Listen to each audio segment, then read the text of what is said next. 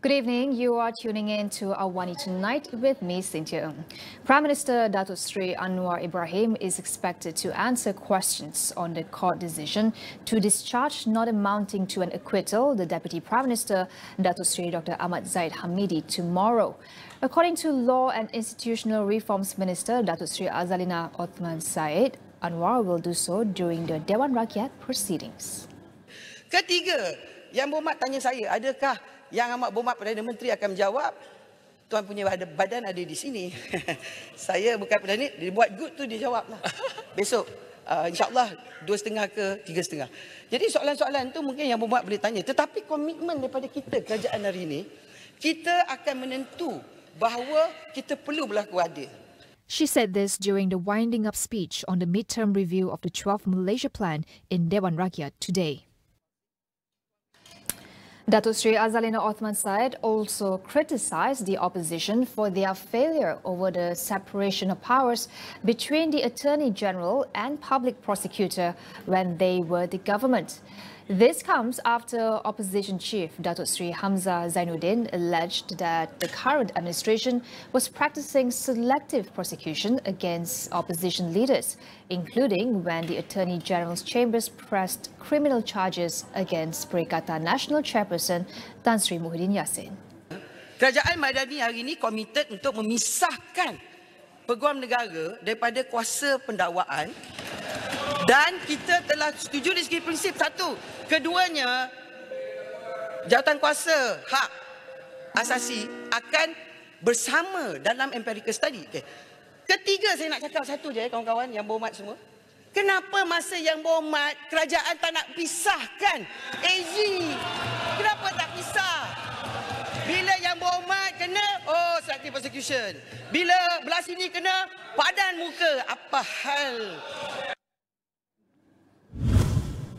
The government says there are enough stockpiles of rice in the country to last up to 5 months and there was no need for panic buying. Agriculture and Food Security Minister Datuk Sri Muhammad Sabu explained that the shortage of local white rice in the country was due to panic buying following an increase in the price of imported white rice. Kejadian membeli beras putih tempatan ini kerana dia berlaku panic buying. Bila harga import meningkat, harga beras import meningkat, sebelum ini beras tempatan tidak dipedulikan sangat, termasuk oleh para peniaga. Tetapi bila harga beras import naik, mereka mencari beras tempatan. Maka beras tempatan menjadi demand utama yang menyebabkan ia berlaku sedikit shortage di pasaran. He said as of now, Malaysia has 900,000 million metric tons of the commodity, including 250,000 million metric tons of government stockpiles and 650,000 metric tons of commercial stock. The Children's Development Department has been set up to replace the Children's Division under the Social Welfare Department effective September 1st. Minister for Women, Family and Community Development, Datuk Sri Nancy Shukri said the establishment was the best solution to deal with issues of child neglect and abuse. Nancy said the new department was aimed at providing quality services based on 5 main pillars: prevention, development, protection, rehabilitation and integration into society. She said a total of 169 contract employees have been approved to staff the department this year. Nancy added that efforts to mobilize the community, as well as co-protectors to safeguard the welfare of children, will also be increased across the country. Private health facilities are allowed to hire foreign-trained nurses without a post-basic qualification starting October 1st. However, Health Minister Dr. Zaliha Mustafa said this is subject to several conditions. The conditions are that the foreign nurses must sit for the Malaysian Nursing Board qualification examination for foreign-trained nurses conducted by the Malaysian Nursing Board, and the number of nurses in each private health facility cannot exceed 40% of the number of nurses in the facility. Another condition is that the recruitment is valid for a period of 12 months from October 1st, 2023 to September 30th, 2024, and the service extension is allowed for 12 months according to the Nurses Temporary Practicing Certificate TPC approval and this will be re-evaluated based on current conditions and requirements. Other than that, the recruitment must also comply with the terms and conditions set by the Home Ministry, including the salary details and contract period. Dr. Zaleha said the constraints on the recruitment of foreign-trained nurses by the private sector, as stipulated in the employment criteria for foreign-trained nurses in Malaysia 2018, had been reviewed and given temporary conditional relaxation in the interest of a more sustainable and competitive service. She added that the Ministry of Health expects the move to have a positive impact on various sectors, such as the health tourism industry, and will further stimulate the country's economic growth. We'll take a short break. Stay tuned for more.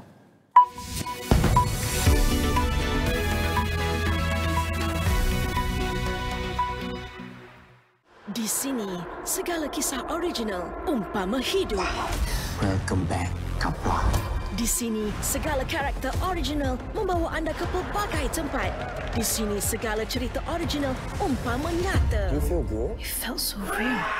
Idea baru, cara baru. Di sini, home of originals. Saya siul lagu ni. Dan lebih banyak lagi untuk anda terukai. Bila-bila masa, di mana jua. Stream on demand dan Astro Premier di saluran 410.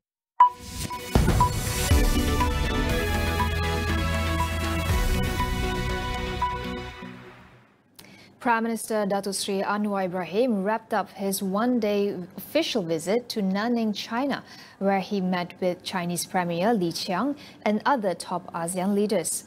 This makes it the fourth high-level summit between Anwar and Chinese officials since he took office last year.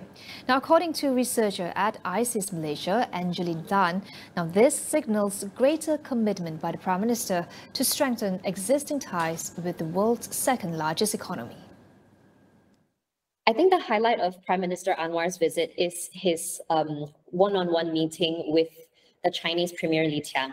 And of course, everyone's really talking about the 3 MOUs that were signed during his visit and how it amounts to nearly 20 billion ringgit. And all of this agreements and MOUs aside, I think actually for me, what really matters is this is Prime Minister Anwar's fourth face-to-face high-level meeting.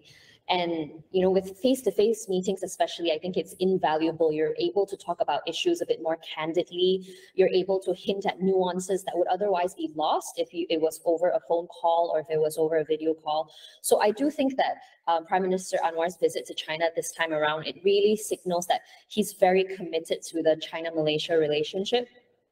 And I think it also goes to show that second to ASEAN, China does seem to be among the Prime Minister's most prioritized international partners. During his visit to the southern Chinese city, Anwar also said that to maintain peace and stability, Malaysia and China agreed to have continuous and open communication on the South China Sea issue. I think it's encouraging that the Prime Minister was able to raise the South China Sea issue with the Chinese Premier, and they were able to talk about what they want the South China Sea to look, which is stable and peaceful. And it seems as if everybody has the same kind of aspirations and goals. But it's very clear that everyone is not on the same page with what is actually happening in the South China Sea. So at the moment, tensions are definitely on high, but I also think that the bulk of the tensions have not quite reached Malaysia at the moment. We still continue with back channel diplomacy, which has been working for us in the past few years. It probably will help in our diplomacy with China in the South China Sea at the moment. But definitely, I think it's a great thing that the Prime Minister is raising it candidly in the meetings with his Chinese counterparts. Southeast Asia is an important geopolitical arena where the US-China strategic competition is playing out intensely, with Malaysia a crucial regional country. Now, how can Malaysia navigate rising tensions between the two superpowers? I think it is definitely impacting the perception of where Malaysia is aligning to, and it is a bit of a surprise, right? Because when the Prime Minister first came into office, there was a lot of speculation that he would be pro-US or Washington-leaning. But as you said, he has had a lot of high-level exchanges with the Chinese. And if you compare it to the US, it doesn't seem as if there's the same kind of energy with our relations with Washington. So it does seem that it is that way. But I also trust that the Prime Minister is not so nearsighted that he can't see the wider scheme of the geopolitical rivalry. So I do expect that in the coming week, when he is going to be visiting New York and other parts in the US this week, following his UNGA meeting, the General Assembly meeting, that I'm hoping that there will be a bit more of a leveling playing field. Angeline praised Malaysia's stance of not taking sides, but called for a clearer explanation of what Malaysia stands to gain from the geopolitical rivalry between the US and China. I do think that the Prime Minister is doing the right thing of not choosing sides. It would not benefit Malaysia if we choose sides. It's much better if we are having a good, strong relationship with both Beijing and Washington, and finding the gray areas where we can find opportunities in and operate in those gray areas. But having said that, one thing that I do think the Prime Minister could improve on is, explaining or articulating what exactly Malaysia wishes it can gain out of this geopolitical rivalry and where we stand. That doesn't necessarily mean voicing out which sides he chooses, but having a clearer articulation about the kind of situation that he wants Malaysia to, position that he wants Malaysia to be in. In other news, 5 Americans imprisoned in Iran are expected to fly home in a deal brokered by Qatar. This comes after the US agreed to unfreeze $6 billion in Iranian funds in exchange for 5 prisoners each, in a deal reached last month after a year of indirect talks. The 4 men and 1 woman who hold Iranian passports will board a plane once the Iranian funds have reached banks in Doha. They were imprisoned in US jails mainly on charges of violating US sanctions. Meanwhile, the 5 Americans with dual nationality were expected to leave Tehran for Doha before flying to the US. President Joe Biden has been urged to bring home Americans widely seen as hostages used by Iran as bargaining chips.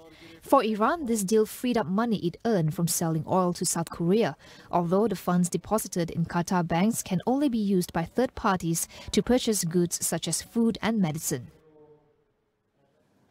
Russia has called on the UN's highest court in The Hague to throw out what it said was a flawed case challenging Moscow's argument that its invasion of Ukraine was carried out to prevent genocide. The Russian request was made at the start of hearings dealing with the jurisdiction of the International Court of Justice. Moscow says Ukraine is using the case as a roundabout way to get a ruling on the overall legality of Russia's military action. Experts say a ruling in Kiev's favor would not stop the war, but could impact future reparations payments. Ukraine brought the case days after the Russian invasion on February 24th last year. Ukraine argues Russia is abusing international law by saying the invasion was justified to prevent an alleged genocide in eastern Ukraine. Ukraine, meanwhile, says there was no risk of genocide in eastern Ukraine, where it had been fighting Russian-backed forces since 2014. That wraps up AWANI Tonight. I'm Cynthia Ng. Thank you for watching.